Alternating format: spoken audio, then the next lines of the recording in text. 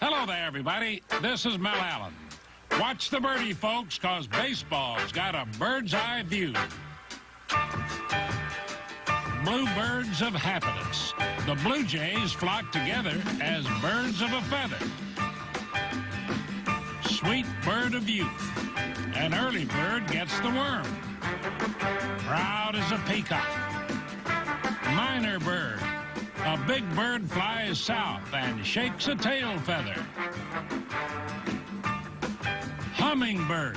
An oriole flyhawk turns robin. Bald eagle. The birdman of Alcatraz goes loony for a lark. So gather round, bird watchers, for baseball's bird call. The bird is the word on This Week in Baseball.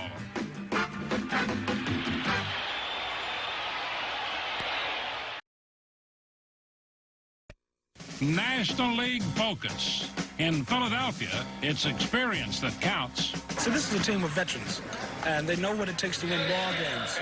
So we go out there and we play as hard as we can every day. We do everything we can to win that particular ball game that day. Greg Gross won this particular ball game this day against St. Louis, getting 2 hits, 3 RBIs, and the game winner. The Phillies were 18-6 in games that Gross started. Next day, Mike Schmidt subdued Chicago. The Phillies had the bases loaded in a 1-0 lead in the 8th inning when Mike hammered a grand slam to ice the ball game. Long ball number 27 for Schmidt to lead the majors, and his 58th career homer against the Cubs. Steve Carlton's 5-0 shutout boosted his record to 12-11. It was also Lefty's 297th career victory and first place Philadelphia's 9th win in 11 games. Meanwhile, Pittsburgh stayed close to the Phillies with a lineup that showed plenty of depth. Rookie outfielder Doug Frobel filled in for the injured Mike Easler and delivered a game winner in Montreal. Frobel followed that with 2 homers and back-to-back wins over New York. The pitching staff also pumped out prime performances, led by a rubber band man Kent Tekulve's 3 saves in 3 days. I'd like to set up my own set of rules for pitching, which I can't, but if I could, it would be that I would never pitch 3 days in a row, and I would never go 3 days in a row without pitching. It seems like when I'm pitching on a regular basis, when I'm pitching a lot, that's when I pitch my best. The arm gets a little bit tired, the ball sinks better, and I have better control. The Pirates took control of second place in the East with 5 straight wins, including a 3-game sweep of third place Montreal. In New York, Shea Stadium looked like the jam-packed days of old as the Mets drummed up 11 wins in 14 games. Walt Terrell beat the Cubs for the 2nd time in 1 week. The 25-year-old rookie pitched a 4-hitter to even his record at 4-4. It was also his first shutout and first complete game in the majors.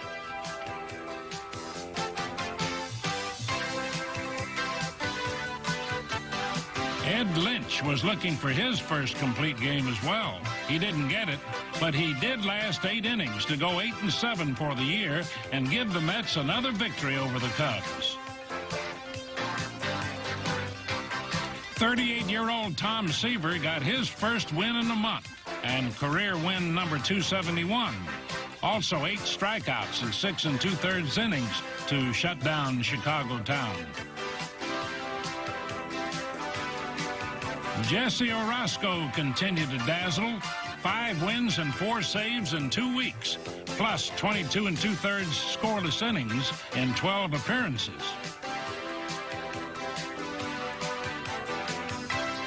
Danny Heap provided plenty of punch off the bench. The Heapster hit his 4th pinch hit homer of the year to lead the majors and give the Mets 11 overall, 1 shy of the big league record. George Foster also came through against the Cubs, unloading the 10th grand slam of his career and 19th homer of the year. And New York swept Chicago 3 straight for the 2nd time in 10 days.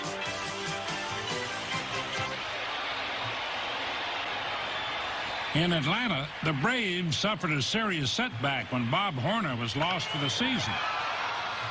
Against San Diego, Horner tried to break up a double play, but broke a bone in his right wrist on the slide into second base.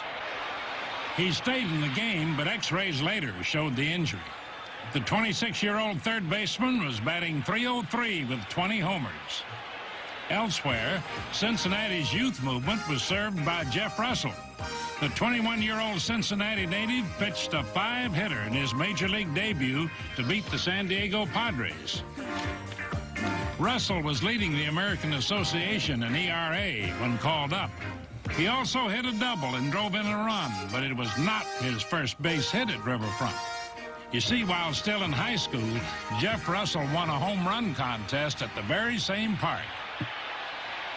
Now it's time for this week's Volkswagen quiz, brought to you by the 1983 models.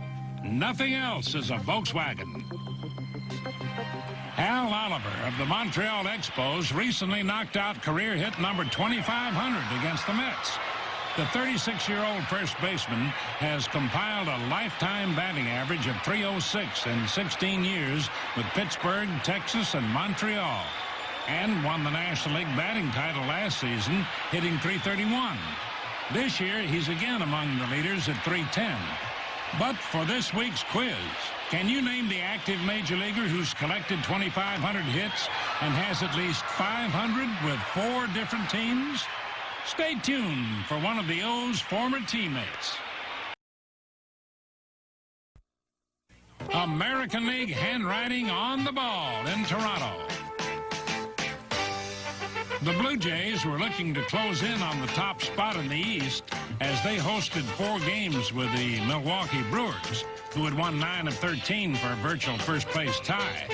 The Blue Jays had lost 7 of 8 and then lost the opener, but they kept their cool. There is no extra pressure in a pennant race for a team like the Blue Jays. Confidence is being built every day we go on the field, and this is something that's going to last for a long time. These young players are realizing they're good players, and we're going to carry it on for a number of years. If we maintain consistency and keep level-headed, not get too high when we do win and too low when we do lose, why, maybe the schedule does favor us some in September. I'm not sure of that, but we're hanging tough right now, and we're going to give it our best shot. Barry Bonnell's been giving it his best shots, hitting around .310. And against the Brewers in the series' second game, he drove in his 46th run.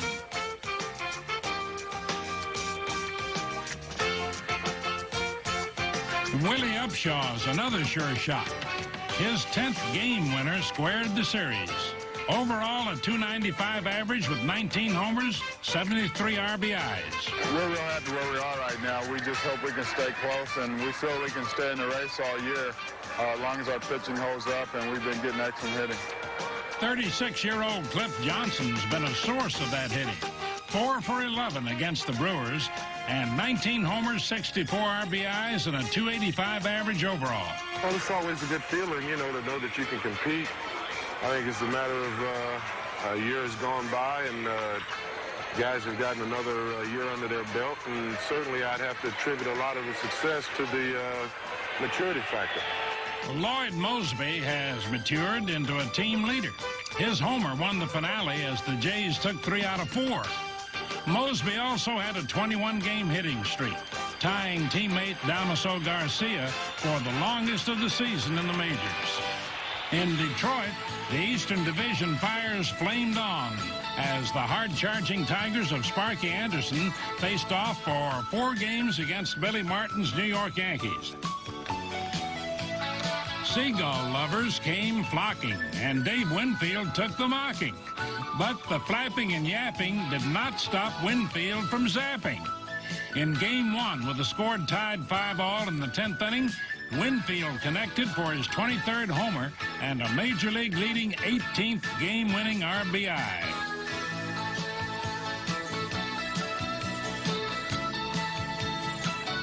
Goose Gossage had come on in the 7th and pitched 1-hit ball for 3 1/3 innings with 4 strikeouts. With a little help from Don Mattingly, round 1 went to New York, and the Goose's record went to 10-3. In Game 2, Winfield kept on winging with 2 more homers to tie for the league lead with 25. In the first 37 games after the All-Star break, Dave's hot streak would produce 12 homers and 47 RBIs. Alan Trammell helped prevent another Detroit defeat when he smacked his second homer of the game with 2 out in the bottom of the 9th. That tied the score and touched off a torrent of Tiger Mania.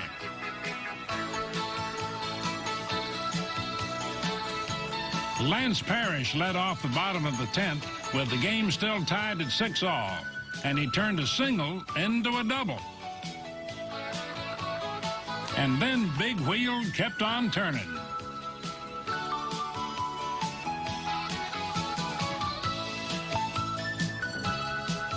The stage was set for Larry Herndon, who evened the series at a game apiece with a seeing eye single that brought home the winning run and set Motown to rockin' and rollin'.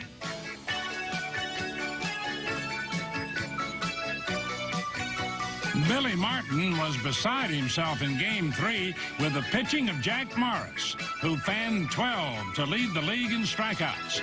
In his last 14 starts, Morris was 11-3 with a 2.40 ERA. Overall, 14-8. In the final game, Shane Rawley caged the Tigers by allowing just 1 run over 8 innings to boost his record to 11-10. Goose Gossage nailed down his 13th save as New York and Detroit split the series 2 games each. Over in the West, the Oakland A's were bebopping along with 9 wins in 12 games, thanks to some outstanding pitching. 5 shutouts in 10 games, 3 of them in a row, and the club record 37 consecutive scoreless innings. In Chicago, sunny days for the White Sox. A 6.5-game lead in the West after a slow start. Well, I think the first 6 weeks we struggled as a club. Everybody struggled, and I think since after those 6 weeks, we have been a very consistent club in all departments. We still don't feel like we've been red hot. Everybody, like, you get it really going sometimes where you can't do anything wrong. We don't think we really hit that streak yet. We've just been a consistent club now just about every day out for the last 3 months. Lamar Hoyt has been Mr. Consistency on the mound of late with 5 straight victories for a 15-10 record and the Major's first 15-game winner. He's also the American League's winningest pitcher over the last 2 seasons. I like to think of myself as being a little versatile. Like, I can do anything that's called for. Like, if I need to strike somebody out in a certain situation, I can do that. If I need a double play, I can get the double play. It's like the situation. Whatever situation, I feel like I can adjust to that situation. The White Sox adjusted to Billy Martin's Yankees just fine. They took Game 1 at Yankee Stadium and then sent a rejuvenated Floyd Bannister to the mound for Game 2. Bannister's been simply awesome since the All-Star break, winning 8 straight, including this one, and raising his once 3-9 record to 11-9, allowing just 13 earned runs in 56 1/3 innings. Harold Baines has been the main man in the clutch, collecting his 13th game-winning RBI. Julio Cruz has been the catalyst and a coach's delight. Having Juice Cruz was just a welcome addition to our ball club because we really didn't have a lot of team speed. Rudy Laws, he's second in the American League in stolen bases, and he's our main guy that makes things happen. But now he's got somebody down there batting 9th that would give us a pretty good, 9-1 combination. Rudy Law and Julio Cruz ranked 2nd and 3rd in the league in steals, with Law having 55, Cruz 48, a Chicago combo that helped the Sox to a 3-game sweep in New York. When we last left Baltimore's Len Secada back in May, he was still in search of his first base hit ever against the White Sox. Secada had gone without a hit against the Sox in 66 at-bats over a period of 7 seasons. Now that's what you call an O-fer. 0 for 66, that is. But alas, all streaks must stop. Sakata drilled a 7th-inning single against Chicago to finally break the jinx. His first base hit lifted a heavy burden. It also lifted the opposing pitcher right out of the ball game. Now, let's lift up the answer to this week's Volkswagen quiz. Rusty Staub of the New York Mets has almost 2,700 hits in his big league career, and he's had at least 500 hits with 4 of the 5 teams on which he's played. He got 792 in his first 6 years in the majors with Houston, 531 in 3+ years with Montreal, 582 in 4 years with Detroit, and 540 in his first go-around with the Mets, which lasted 4 years. The 39-year-old Staub got his 2,500th hit with Texas in 1980. Now in his 21st season, Rusty is still going strong with a 308 average this year. Oh, excuse me, my dear, not to disturb, but it's time to look lively. Hello. Time to step lively, too, because here's a messy meal of Major League misplays for your delight. But first of all, cue the bird. Okay, bird, now you've done your thing. Take wing. Shoo, shoo, flap, flap. Your wings. Get out of here. Looks like these folks are happy to show you how to do it. What a bunch of birds. Just kidding, Dave. Now, look if you dare at this flubbing and falling fielding affair.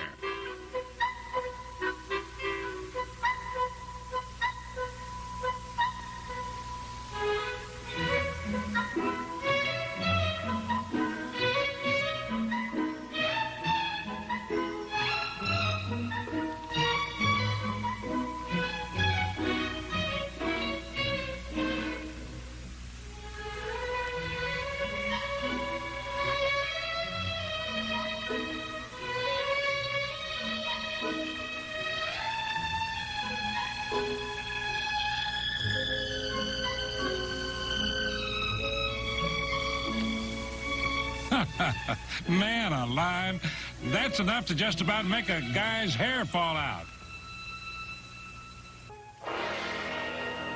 Now, folks, it's time to muscle down and get pumped up for some big league hands-on heroics.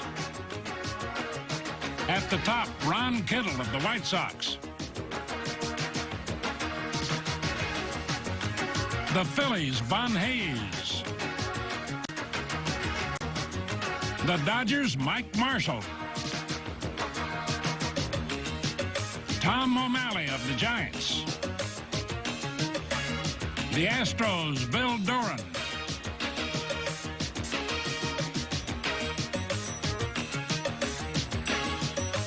George Hendrick of the Cardinals. The Braves, Dale Murphy.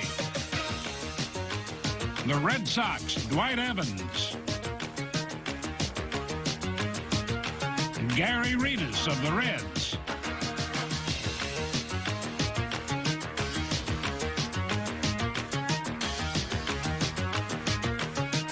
The Orioles, Al Bumbry.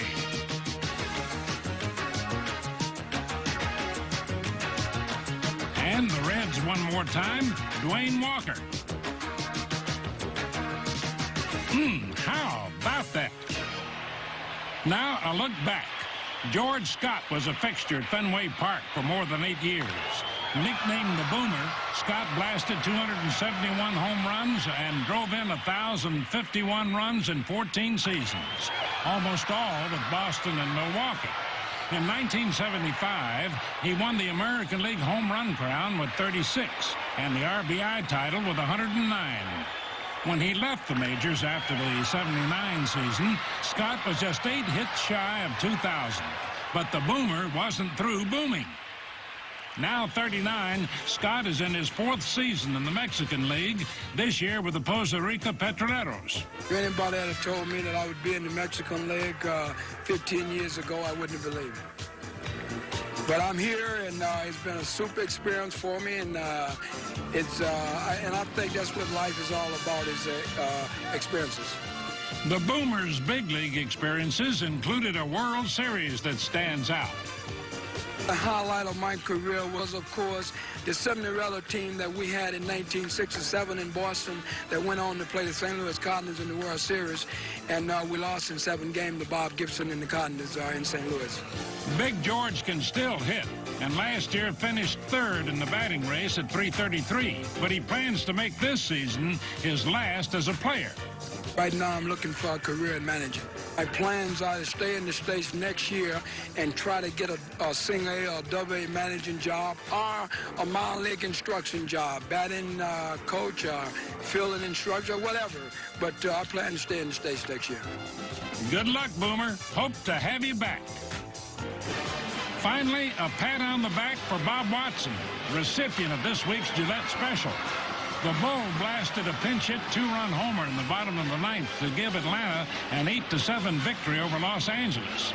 It was the 7th game-winning RBI for the 37-year-old Watson, and it gave the first-place Braves a 6.5-game lead instead of a 4.5-game lead over the second-place Dodgers. Congratulations, Bull. And that's all for now, folks. See you next week on This Week in Baseball.